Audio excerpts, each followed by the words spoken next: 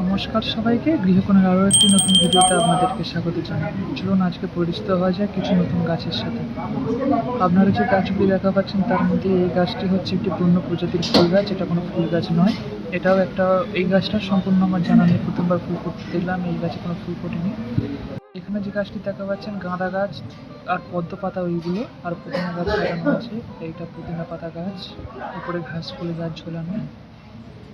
আর সাইডে এই গাছগুলোর আমার নাম জানা নেই। এই গাছগুলোতে খুব সুন্দর সুন্দর ফুল ফোটে। সাইডে গাঁদা ফুল গাছ, ওটা জাতি ফুল গাছ আমাদের ভাষায় বলা হয়।